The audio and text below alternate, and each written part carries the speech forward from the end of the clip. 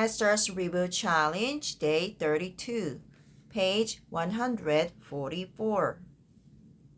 In fact, Ji-yoon started thinking about becoming an independent business owner several years ago.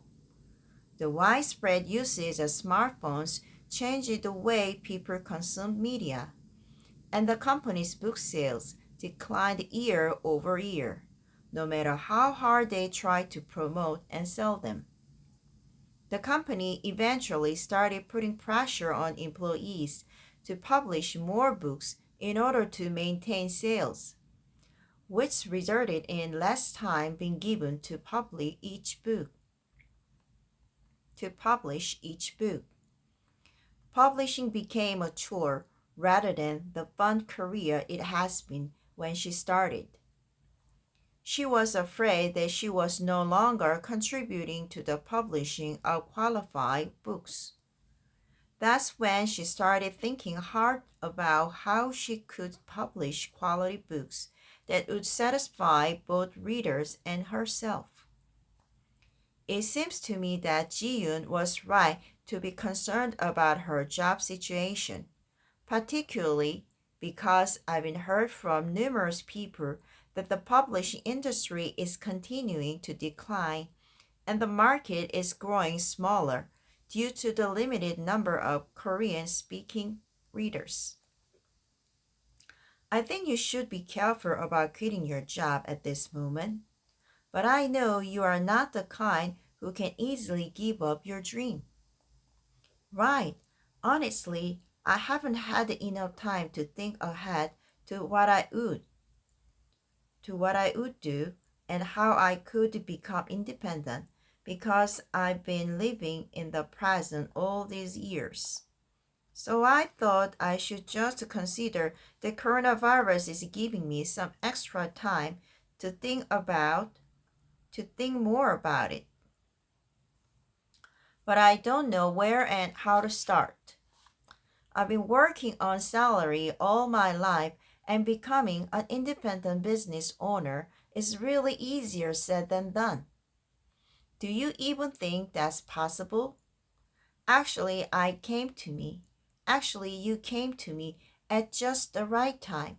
Recently, I've been writing my life reboot scenario, and I wonder if it could be of help you. Would you give it a try? What do I do? I'd love to give it a try. Ji-yoon and I decided to meet every weekend and write our own life scenarios. The first stage starts by analyzing yourself and the world.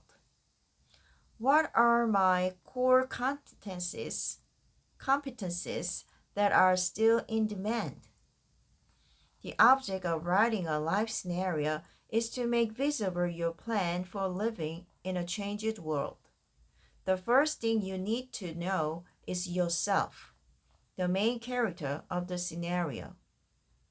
There are many tools that you can use to analyze yourself, but there are two things to focus on.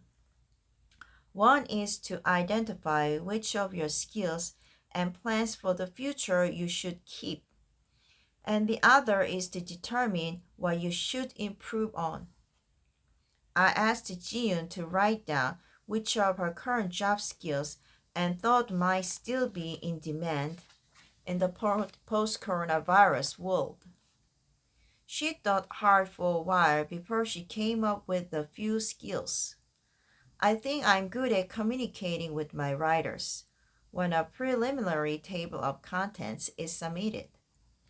Most editors wait until the deadline when the author submits the complete manuscript, but I give feedback to authors each time they submit a part of the manuscript. When I have time, I contact them by phone or visit them in person. Whatever they need, I do everything possible to get it for them. And if they hit a bump, I work together with them to get past it. People around me tell me that I am already busy enough and I should stop wasting time doing these things. But I think it has been a tremendous help to me because by doing these things, I have learned how to make the most out of the other's abilities, communicate with them, and solve problems quickly. If you ask me, Jiyo's real competitive edge is her perseverance. She works so hard both on weekdays and weekends that she is a category of her own, driven even more than the average workaholic. No matter how exhausted she is, she immediately perks up when somebody mentions something about her work. I myself am confident in my determination, but June is as determined as I am, if not more so. Ultimately, moving into a world with so many unknowns, you must decide what would be your safest bet for the future. Taking inventory of what you know, what people value, and what you need to improve is critical for ensuring your success when the pandemic is over. Jenny is the managing director of our company headquarters. She is slow in almost every way, but when it comes to digital technology, she learns everything faster than anyone else. She taught herself and mastered YouTube to an expert level in a month, and now she's learning with me how to code. I can tell she understands coding better than most people.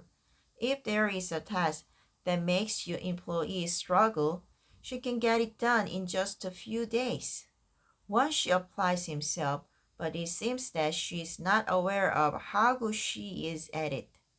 One day I told her how impressive her speed is when it comes to learning digital technology. She didn't accept the compliment instantly. She couldn't see it herself. Sometimes the people around you know you better than you know yourself. In order to get the most accurate analysis of your core competencies, you may have to show your notes to trusted friends and colleagues. Ask them for your feedback. If there's anything you missed or might have gotten wrong about yourself, it's important to get objective opinions so that your future will be as successful as possible. Thank you.